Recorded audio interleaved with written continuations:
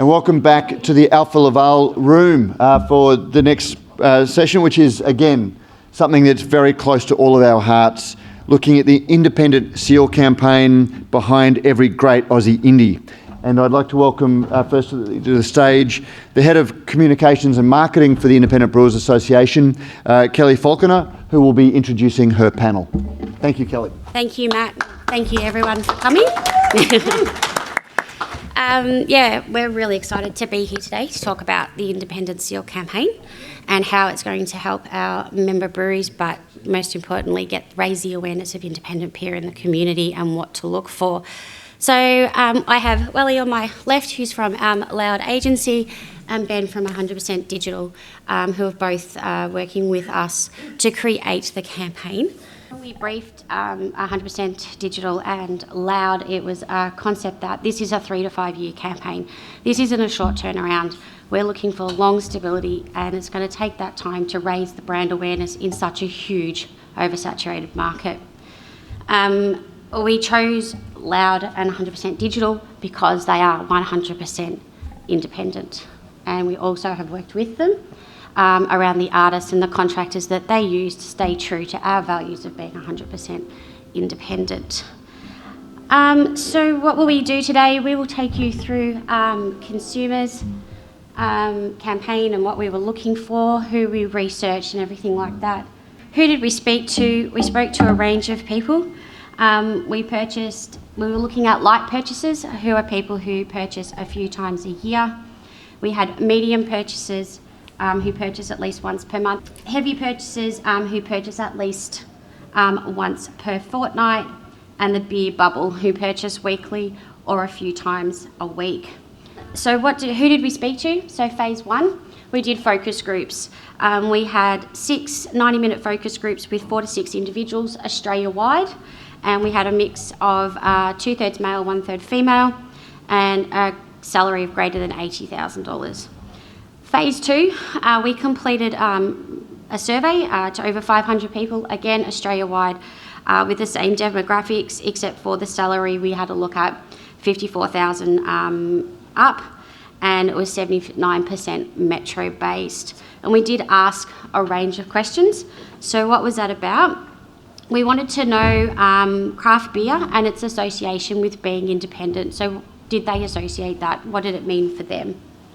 Purchasing priorities and habits, where they go, what they do, how they think, consumption drivers and behaviours, the SEAL awareness and the knowledge around it. So what were the findings? Consumers understand the relationship with craft beer, and it comes from word of mouth. That was the highest at 90%. We had the opportunity to increase share of craft. We have an opportunity to share craft beer with the light and medium drinkers. 74% value independence and the understanding the origin of the craft beer. So where is it actually coming from? You know, the local, the story behind it, the people, the crew, everything like that. And it signified the low awareness of the Independent SEAL campaign. So only 21% knew of the SEAL. Light drinkers, it was 12%, medium 27%, and heavy 27%, and the beer bubble 22%. So, you know, we really have that opportunity to create great brand awareness from it. So what does the IBA need to do to increase consumer consumption? We need to increase the knowledge and the increase the knowledge and awareness of the ownership of the independent brewers and their stories, the roles that they actually play in the business and the circular economy, creating an experience, something that is long-lasting and memorable. Greater emphasis should be on tasting great tasting beer, highlighting beer's localness of Australia. And local may not just be your local area. It's going to depend on your business model. You might choose to be state-based, you might choose to be Australia-wide. So what local means to you. Clearly defining independence and the distribution channels that we use. So I'll now hand over to Welly and he'll take you through the campaign.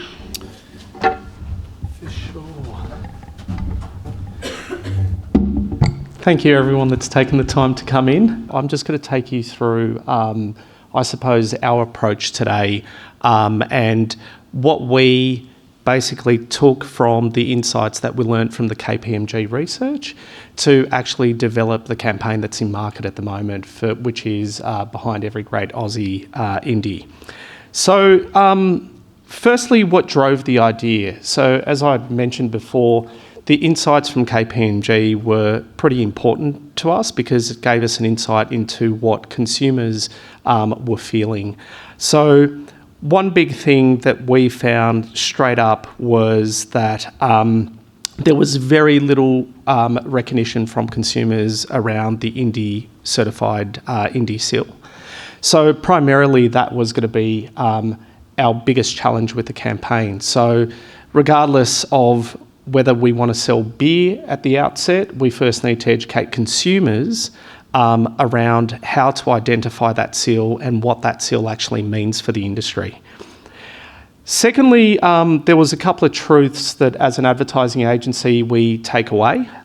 So one of those truths was that during the COVID period, people were actually looking at labels and seals in particular to guide their consumer purchases.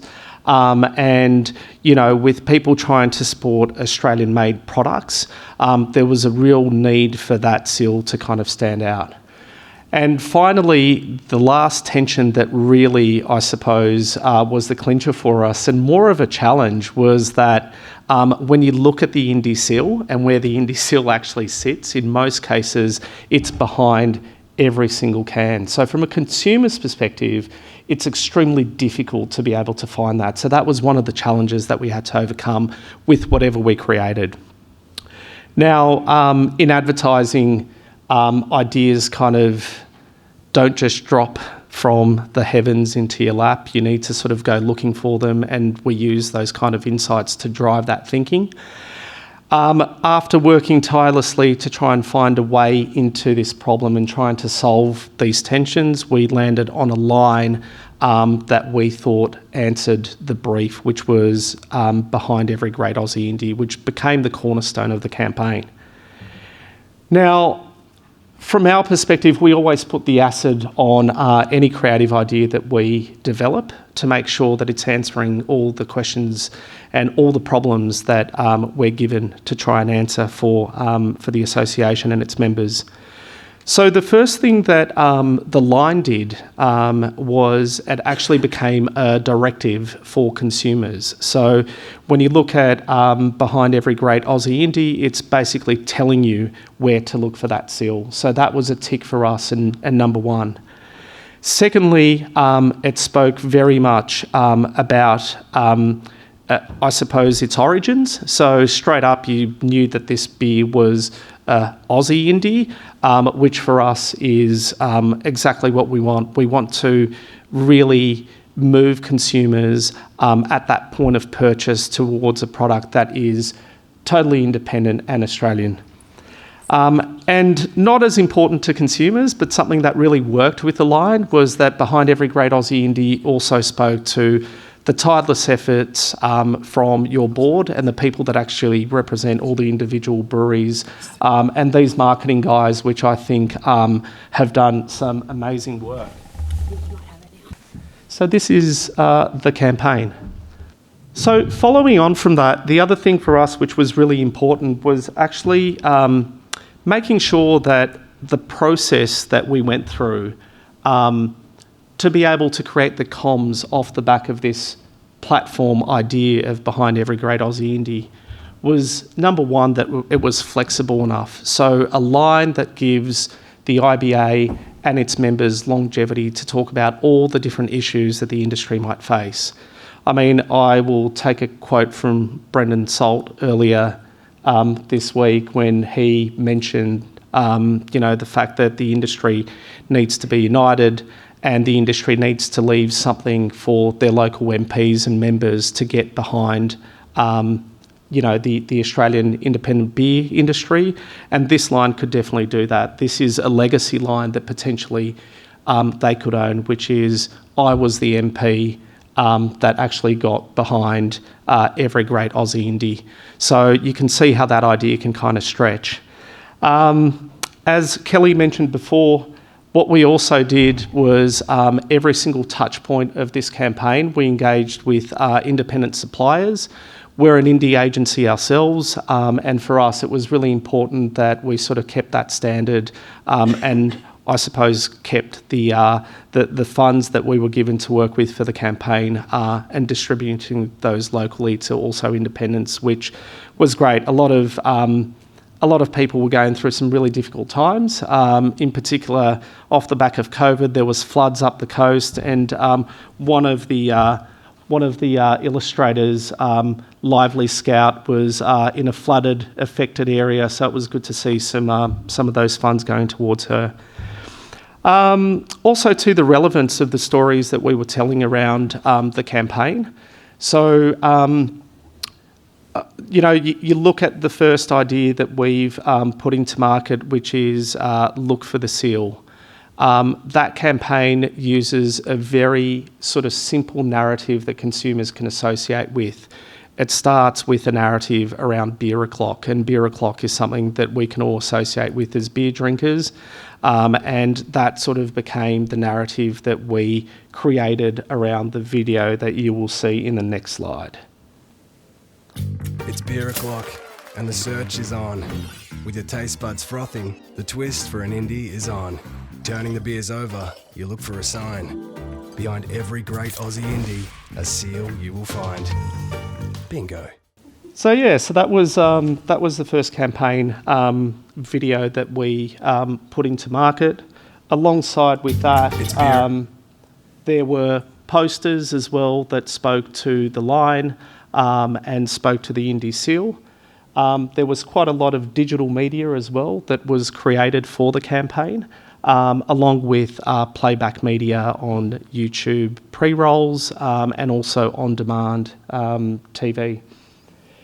The second phase of this campaign, which actually coincides with the Indie Awards that we're having, is actually all about the members. So this is really about heroing the pioneers of taste.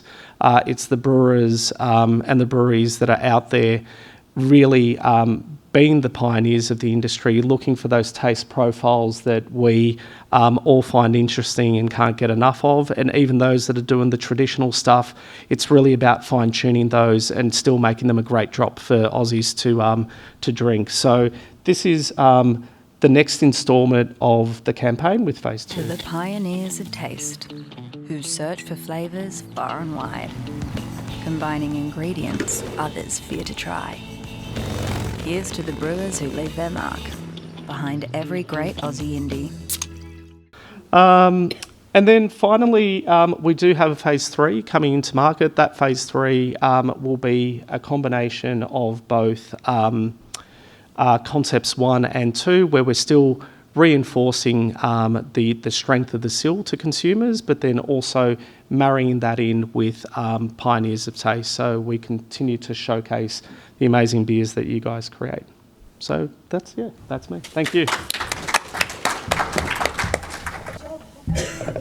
Well, thank you, Kelly and Welly. It's great to be here on the Gold Coast talking about two things I love, being beer and digital advertising. So I run an agency called 100% Digital, which is independently owned, managed and run, and we're delighted to be involved in this campaign. So I'll talk you through a little bit about the campaign and what we did and the results that we achieved. So the challenge was to reach the right people, so people who are interested in drinking independently brewed beers and finding them via a whole range of different strategies online and educating them about finding the seal and finding the right beer to drink, and in the end hoping to drive sales for independent brewers. So we adopted a full funnel approach. So we're starting from an awareness piece, basically broadly reaching 21 to 65-year-olds nationally across YouTube channels which are relevant, also across display ads, which we saw on Welly's presentation before, video assets running across media channels online, and BVOD, which is catch-up television. And this is to basically find people engaging with the campaign, clicking on the ads, expressing an interest digitally for the product, and they become part of our audience pool. The consideration piece is more targeted, so we're using data sets to identify people who are interested in beer, in restaurants, in going to theatres, to sports, all different indicators that may relate to purchasing and enjoying independent beer. And that was run across social media, so Facebook and Instagram, YouTube display and catch-up TV again. And we also used a whole bunch of geo-targeting to specifically target areas with restaurants and bars and bottle shops and sporting venues and focus on those areas where people might be enjoying the product.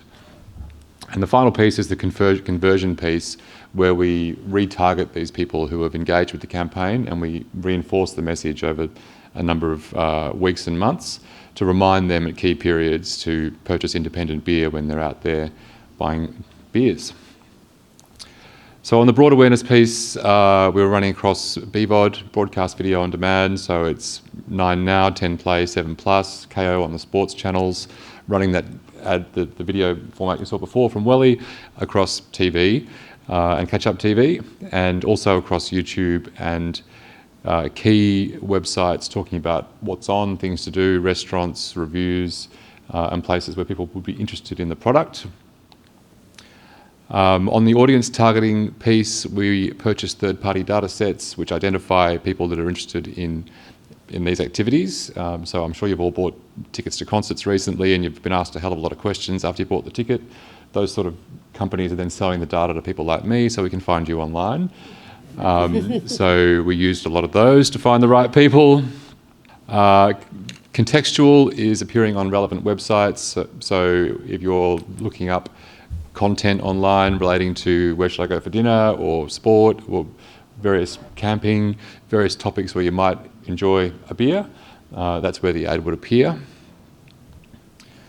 Hyperlocal, so we specifically geo-targeted bars, restaurants, bottle shops, pubs, sporting venues, other places where people consume beer, and just served the ads in those areas. And then the retargeting piece I mentioned before, so we've developed an audience set, we've got a whole bunch of learnings from this campaign, which we'll take forward to the next one, and we were retargeting this audience to drive home the message. In terms of the results, this is the geo map, so not that surprising really. It basically relates to the population densities of each of the states. So the most ads were served in New South Wales, followed by Victoria, basically related to the population densities.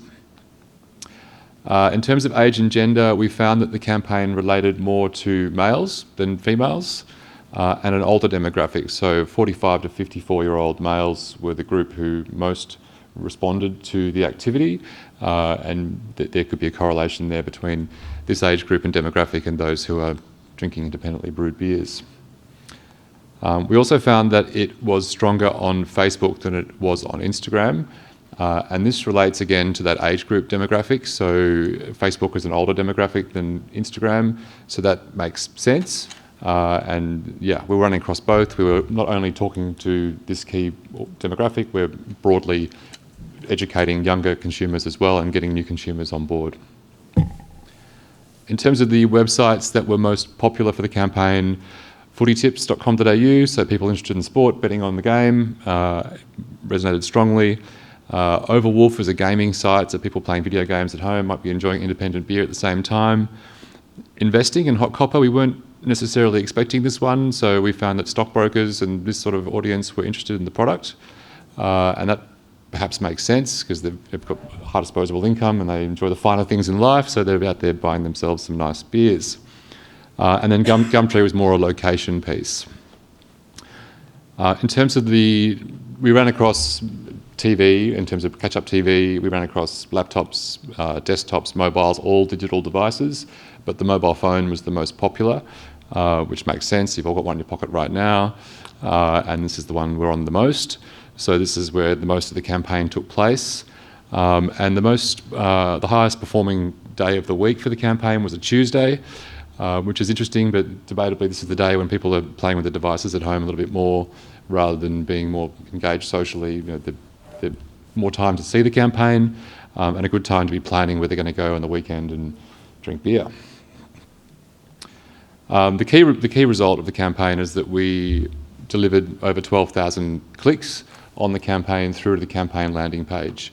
So this is really appropriate audience traffic, and it's people who have been expressing an interest in beer, sport. They're the right people who have clicked on the campaign, they've gone through to the landing page, and we've educated them on how to find the seal. So overall, we're very happy with that campaign, and we hope you are too. Happy to take any questions at the end from any of us, or we've got one right here. Ben, so the targeting, you put in a set of parameters for who you want to target, and those sites then find the people for you. I'm just interested in that demographic, the 78-22, which almost any beer data I've seen mirrors that. Yep. Which to some extent also highlights the problem, going back to our previous panel, about how do we find the non-beer drinkers, and do we want to find them with a campaign like this? So with advertising on Meta, which owns Facebook and Instagram, you can either put a budget specifically on each one and you spend 50-50 and that's the way it will deliver, or you can spend it across both at once and it will automatically optimise towards where it's resonating, where the most engagement's happening. So with the way we set that up, the Facebook audience is engaging more, they're clicking, they're going through the landing page, they're doing all the things we want them to do. So that automatically optimises towards Facebook. Going forward, I mean, I suppose you could say there's a few ways of handling it. You could focus on the 45 to 54-year-old males and say they're the ones that are buying the product, let's just zero in on them. Or, you know, it's important for the industry to keep growing the demographic of who's engaging with the product. So we could diversify beyond that and go harder on females and younger demographics and try and grow the market. So I think at this stage going forward, our view is to keep growing the audience rather than zeroing in. Yeah, Matt, and just to give context, that it was around the learnings and the base of the first phase one. So it's really about where is it resonating, what are we going to learn from this? So yeah, okay, it's resonating with the 45, 55s, but now it is about, okay, how do we move? And we started tweaking the spend across Meta and trying to drive through Instagram a little bit more, but we saw it just wasn't where we needed it to be. And that's what phase two is now about, learning and growing and changing that spectrum so that we can start breaking into the target markets that we want to come and grow into the community. Yeah. Any other questions? I know you did the KPMG stats and do you have any understanding of the independent brewers and the percentage of those actually putting the seal on the can? Is that really high, or is there still opportunities? Yeah, there are definitely still. Utilise itself. Yep, so there's two stats I can give you. So we know that over 80% of our members have the seal on their cans or their packaging. And we know that currently from the member survey that 67% of members are engaging with the national campaign. So there's still definitely a lot of growth and opportunity, just even with our own member base, to have them on telling the stories, on sharing the campaign.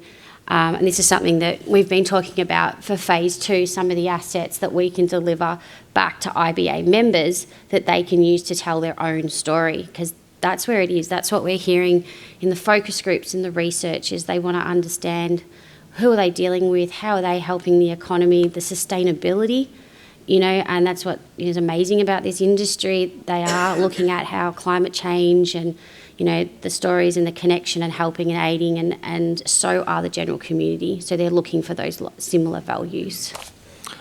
Until we get that number much higher, 100%, it's going to be very hard for that delineation between the true independent brewers and the pseudo-independents, which is literally what we're... Yeah, and that's the start... That's what I see as one of the big challenges you've got ahead of you. Absolutely, I totally agree, and that's the whole reason that we've started this campaign. Although the seal was implemented in 2019, the world has changed completely, so this really is a relaunch, and it's an education about independent beer, and that's why we've relaunched Ask for Indie Beer. So we've completely changed that website. It's gone to literally a basic 101, how to understand beer, all the different styles, understanding of how it's made, the ingredients and the stories behind it. And we're going to continue to evolve that as a resource for general consumers who don't know a lot about beer, can learn and understand and hopefully continue to grow their knowledge. And also too, I'll just add to that by saying that with opportunities that the industry have now with Coles, in particular coming on board, there needs to be an even greater united front. I think there was a quote earlier this morning about "Together we're heavy," right? And it's like you can't be half-assed about it. You're either in or you're not. And I think everyone being in gives you that power to be able to pull and to influence industry, to be able to make the changes that the in particular the board. I mean, I look at the conversation today with Richard earlier on about creating a narrative for the industry. If we're not supporting each other by having that label there and having the seal, then we're doing ourselves a disservice. Any other questions? I'm interested, like you say, there's only 80% of independent brewers using the seal, but what's the feedback from the 20%? Why aren't they using it? Like, what is there? Just different business strategies. Some that's mainly it's varied. There's no general theme or there's no major theme across from that. Some just don't feel that they want it on their cans. It's not why they're a member of the IBA. So they were the main.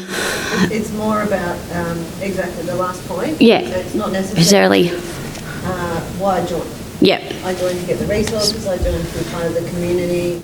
Come together, the advocacy that we're working on. So it's more about supporting the industry as a whole rather than that seal on the label.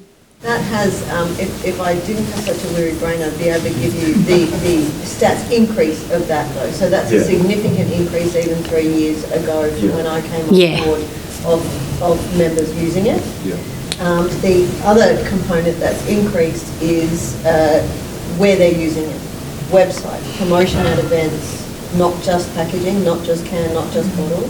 So again, the uptake. The other challenge is we put out guidelines on how to use it with your branding, how to use it on your umbrellas or your, and that's the challenge, is getting that through, because people go, I don't know how to use it. We're like, we've got guidelines. But like everything else, everybody's busy. Education, awareness, but it's also the time to develop those things sometimes. I think you're so buried in the business and getting those things, it's another layer, and it's having that time to go, yep, I'm going to invest, I'm going to do this, I'm going to put it in my branding on my umbrellas.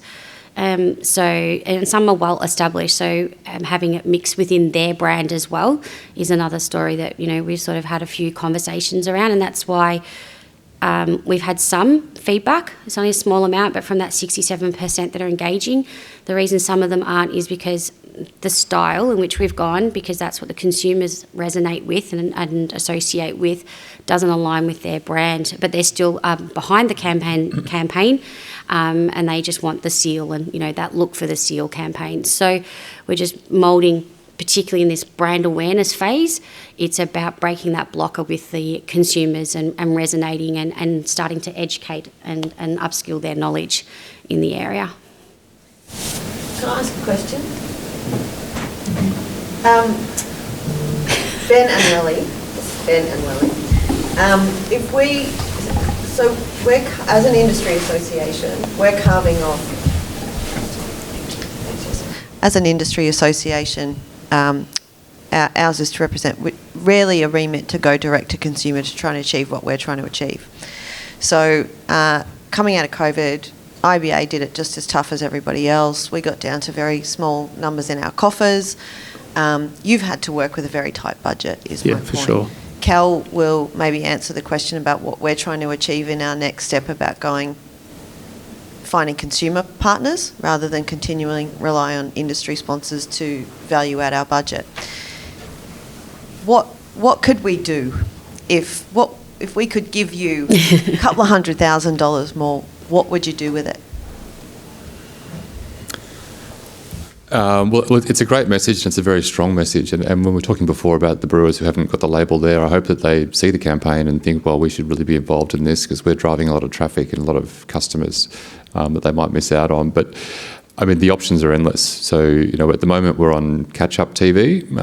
So that's video on demand TV. You can go on mainstream television. We looked at doing digital out of home. So we can run digital billboards, large format billboards, bus shelters, office lift signage, all that stuff within close proximity to bars and restaurants and clubs. We can just run that activity on Thursdays and Friday nights and the times when people are more likely to go and buy beer. We didn't do any radio in this campaign, so we can do podcasts, we can do digital audio, we could do a jingle. Oh, jeez, please no.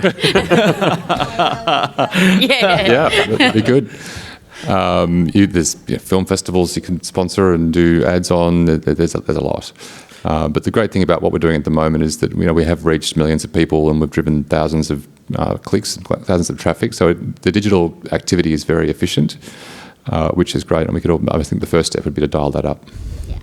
I'm going to be controversial and kind of say that I think we've got a great platform behind every great Aussie indie, and I know that there are some real challenges for the industry, and I think money needs to be really put behind this push around a greater narrative for all brewers, all indie brewers. I think this idea of Beer Australia is a big thing that we should all get behind. I really like the narrative that Paul Daly put forward earlier today for you guys, where it's about everyone in and everyone combined to have the one view.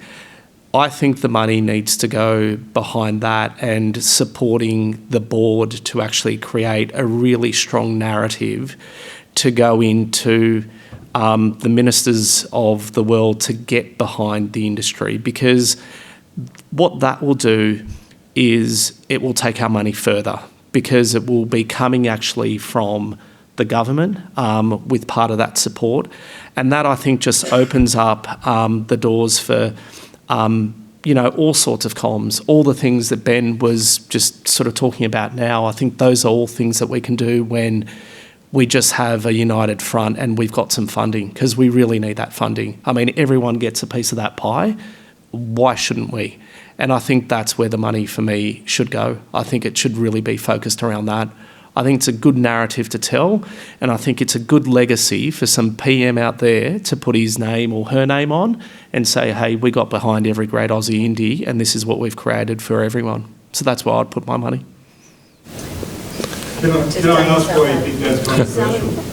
Oh, look, I think it's controversial maybe from the panel here, because I think we went straight down the executional side around sort of putting money into media and creating more advertising work. So I'm kind of taking money away from us here, which is controversial. But I think it's a narrative, mate, that seriously, we as an industry need to build some momentum around and really push hard. So that's where the controversy comes from, taking away money from your suppliers like Loud and putting it elsewhere. Yeah. No. Yeah, that's right. Don't tell her, even though it's on camera. Yeah. Can I just clear up an earlier point, and that is about why people don't use the seal. And if I can just maybe reference myself a bit on it, we've got brands where we use the seal all the time in colour format, say, and make it really loud and proud, but then there's other brands we have where we might make it just, black and white. Yeah, mono. Yeah. Because that beer's positioned in a different part of the fridge. And if the retailer sees the indie part of it, they'll then position that beer in a different part of the fridge where we don't want that beer to be. We want it to be in this part, so we sell more and it's more relevant to the other products. And we've seen that the category that's growing is that real easy to drink, low carb, category, which has a lot of these beers that won't have the seal on them. Is that something that's been considered with this campaign, that we can try and use something, a growing part of the category? Or how are we going to support that? Yeah, I think, there is growing part of the categories which I think are doing really well. And I think the one example that I'll take from New South Wales, which I don't mind a few cheekies myself, which is heaps normal, which is non-alcoholic, right? And those guys for non-alcoholic products still use the seal, right? They've got that behind their cans. So I feel like there's a really good opportunity for the industry to play around these different categories and to try and sort of push a little harder on getting those across. But I don't think that is particularly a consumer-facing messaging. I think that needs to be an association message going out to your members and really putting the heart on everyone, especially when there is such compelling news around things like Coles coming on board and having distribution and this real parochial approach that they're taking to that distribution and showcasing local beer. So I think having a communications campaign that talks directly to that, I think would just be talking to ourselves. And I don't think that's compelling enough for consumers.